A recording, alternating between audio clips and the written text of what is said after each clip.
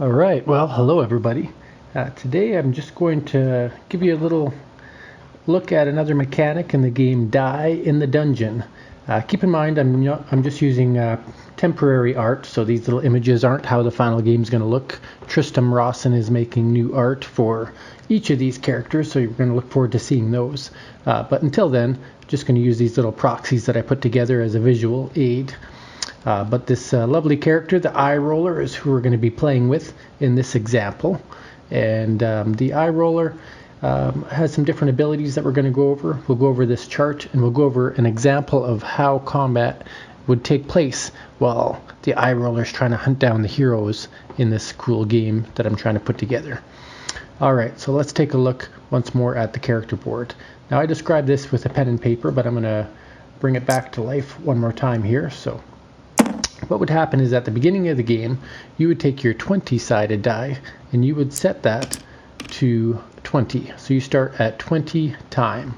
Actually, let me just change out this player board real quick because I actually updated it recently. Let's try this one. Upload. Nope, wrong one.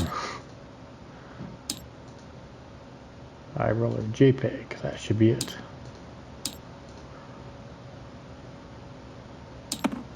Import.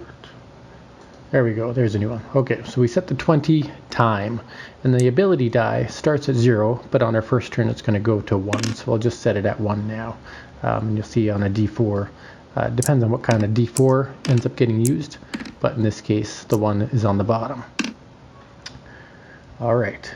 So taking a look at this, we have time at 20, ability at 1, or will be 1 on their first turn, and then we have 4 stats that we get to manipulate. And that is might, evade, magic, and health. So I get to choose a D8, a D10, D8, D12, D6, and a D10. Leave this one, yeah, that's got a 9 on it, so there's a D10. And so at the beginning of the game I have to pick where do I want to have these dice. And when the final game's created, there's going to be special die holders, so don't worry about them falling out of position during the game. But let's say I wanted to make my evasion a D6, and I wanted to make my, maybe I want to make my health an 8, but maybe I want to make my magic a 12 and be super magical. And we'll make my might a D10, 0 being 10 with a 10-sided die. So there we go. I have now created my monster character, the Eye Roller, for the start of this game. Now these dice are going to stay in this position because these are not only your die that you're going to roll for those particular stats, but they're also modifiers and defense mechanisms. So they serve many purposes in the game, which you'll see. Alright, so even though I've already discussed that, I wanted to show you one more time using this new image that we have here of the Eye Roller. Again, really love this art brought together by Tristram to showcase kind of the cool, humorous concept of the game.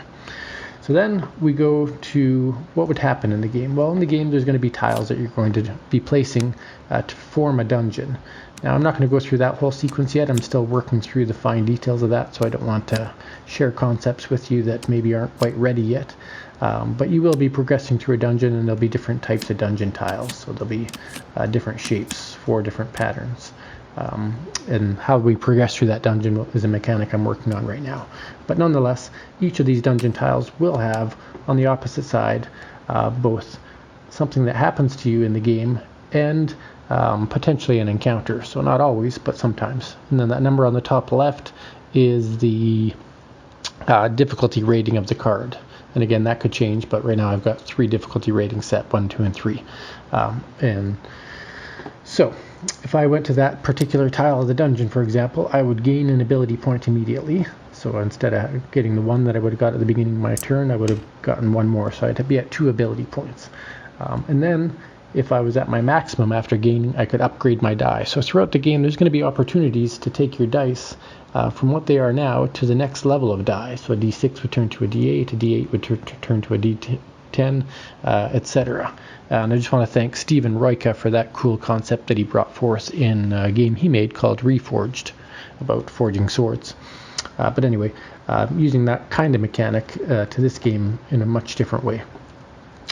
So this die would give me one more ability point, and then I would have to proceed with the combat. So I'm not going to talk about sequence of turn and whatnot yet, just going to talk about how combat is calculated when encountering heroes. So in this card, or this tile, it says I would have to fight a warrior, a thief, a wizard, and a priest. So, and on these different tiles you will see, again, not all of them are going to have encounters, I just have them here for examples. But this one you'd fight 4 wizards, this one you'd fight 4 fighters, and there's some that are just a random question mark. But regardless, what we would have here is 1, and it's level 1. So you can see here we have a level 1 fighter, we have a level 2 fighter, a level 3 fighter, and a level 4 fighter. So right now we're just playing with the level 1. So if I were going to fight against this card, or have this particular encounter, then I'd be fighting against each of these. But they all work together to fight as a single entity because they're a party. Just like you would play in a role-playing game, you kind of fight and live and die as a party. It's not very often that you go off on your own, unless you have a really interesting party that has a DM that lets you do that. But I digress again. So what do we do next? Well, next we would establish what the total party's abilities are. And so I've got a chart here and still deciding whether this should be directly on the cards or as a chart, because on the cards you would then lose all the imagery of the art and you'd have to make these icons much smaller, whereas just having a chart is a quick reference. So for example, a warrior, for each warrior in the party be on the first, the hero's might and evasion rolls get +1. So that doesn't apply, there's only one warrior in this particular party. For each rogue in the party be on the first, the heroes would get an evasion attack. So you can see each of these abilities on here is beyond the first. So none of those initial abilities matter, but the bonus ones do for when you roll dice. And then we establish what each of their attack powers are. So for example, for their might, what you would do is you would add up each of the might values of anybody in the party. And so in this case, it's 4 + 2 + 1 + 2. So 4, 5, 6, 7, 8, 9. So if their might value is 9, what that would mean is that when they are going to attack, they have to roll a die that can at least roll a 9. And that will become their action die for that particular statistic. So if they can roll a 9, or I mean, if their total value is 9, that means that they have to at least have a D10, but not higher than. So they wouldn't get a D12 until their stats were 11 or higher, and then they wouldn't get a 20 unless their stats were 13 or higher. Hopefully you're following that. So for might, that would be a 9, and then if you looked at their evade, that's 2 + 4 is 6, 7, 8, 9, so again a D10 is active. And then for magic, 0, 0, 6, 2 is a D8, because the total value is 8, which means a D10 is not needed in order to score an 8. So magic would be an 8 for them. Alright, now how does combat work from there? Well, when you get into a battle with creatures, unless something says otherwise, sorry, I guess I should say with heroes, the party gets to attack first. Why is that? When you're the one hunting them? Well, traditionally when you're playing an RPG, the party almost always ends up attacking first.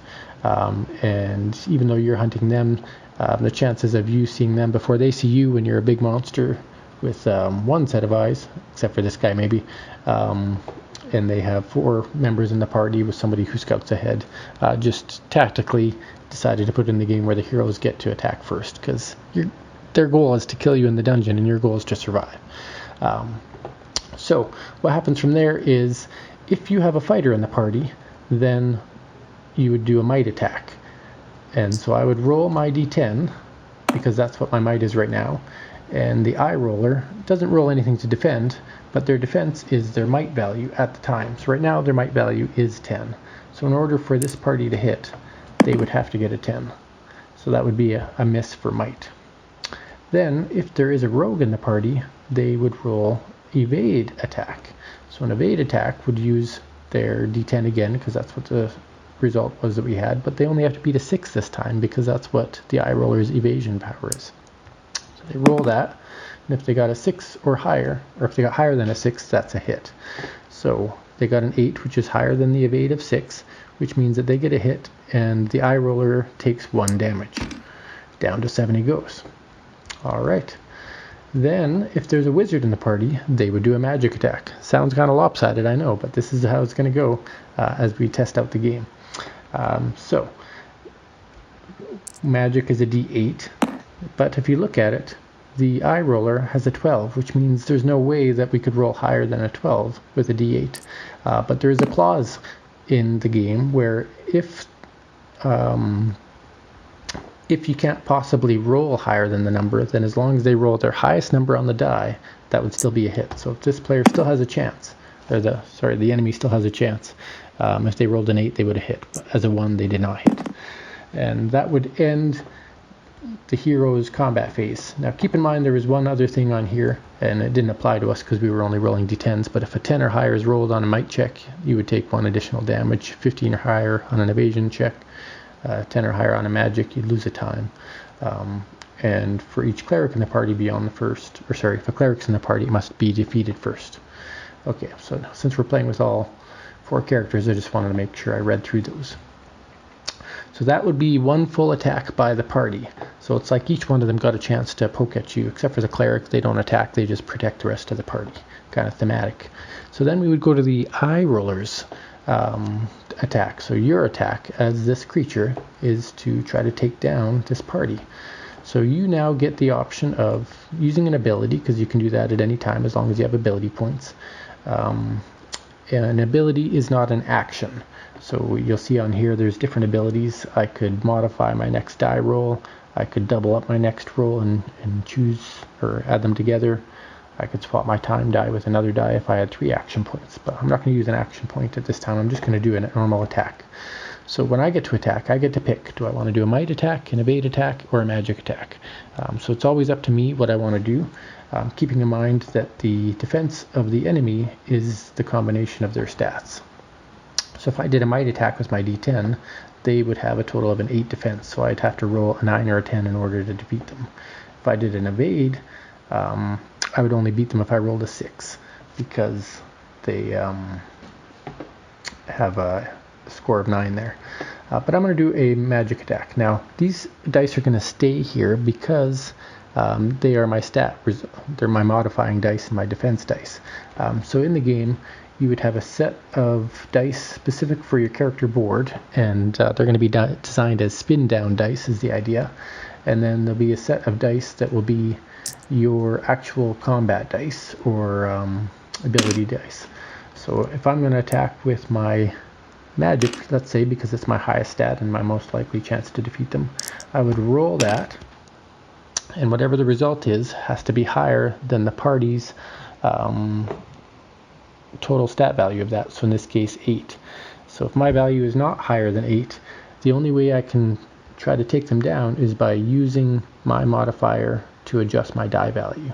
So if I'm at a 6 and I want to beat an 8, I can either choose to miss and just keep trying to fight them naturally, or I can choose to reduce my permanent modifier down 1, 2, 3 to turn my 6 into a 9. So now my 9 is higher than the 8 magic of the opponent, which means I've successfully destroyed one of them.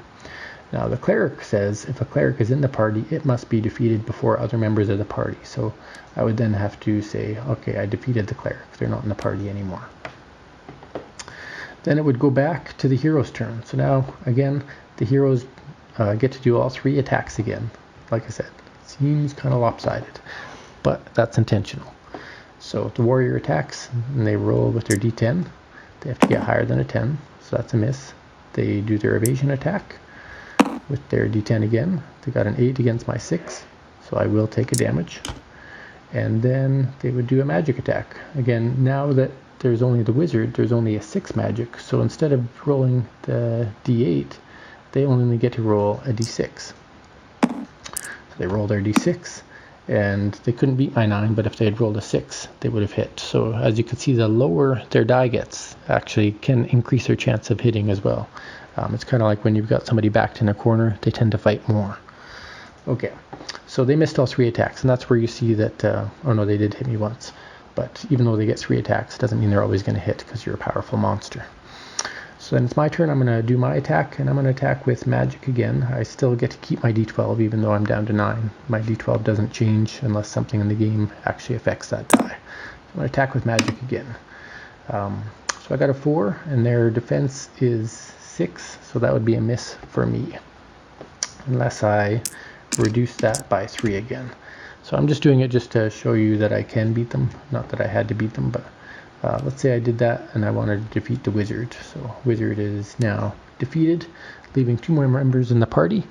They're going to attack me, so they've got a total attack value of 4, 5, 6, which means they only roll a d6 now.